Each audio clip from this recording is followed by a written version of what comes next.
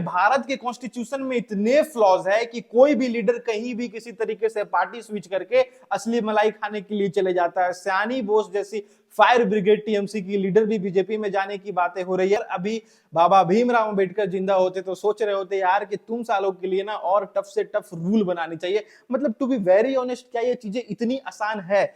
इस चीज को समझने के लिए ना तुम्हें समझना पड़ेगा कॉन्स्टिट्यूशन के शेड्यूल 10, जो कि एंटी डिफेक्शन लॉ के नाम से जाना जाता है। यानी सारी बातें मेरी सच हो जाएगी अगर तुम शेड्यूल 10 की बातों को नहीं समझते। देखो, शेड्यूल 10 बहुत सिंपल शब्दों में ये कहता है कि अगर तुम अकेले किसी पार्टी में स्विच करोगे तो तुम्हें डिस्क्वालीफाई कर दिया जाएगा, चाहे तुम लोकसभा के मेंबर हो, राज्यसभा के मेंबर हो, या फिर तुम स्टेट के विधानसभा के मेंबर हो। लेकिन अगर तुम 2/3 मेजोरिटी ऑफ पार्टी जो उस हाउस में है उस लोगों के साथ अगर स्विच करोगे ना, तो उसे हम पार्टी स्विच का नाम नहीं देंगे, उसे हम नाम देंगे पार्टी मर्जिंग के लिए, और वो पूरी तरीके से वैलिड होगी और तुम्हें डिस्क्वालीफाई नहीं किया जाएगा। इसी चीज का इस्तेमाल राघव चड्ढा साहब ने की थी। यही चीज टीएमसी करना चाह रही है, क्योंकि लोकसभा में उसके टोटल अराउंड 28 से 29 मेंबर है, और उसकी अगर तुम 2/3 करो तो तकरीबन 20 कैंडिडेट आते हैं, और वो 20 कैंडिडेट का वो जो रेबल खेमा है उसकी तलाश की जा रही है। तुम्हें ऐसा नहीं लगता है यार कि इस पे कुछ और अमेंडमेंट होना चाहिए और एक स्ट्रिक्ट लॉ आनी चाहिए? कि इतनी आसान नहीं होगा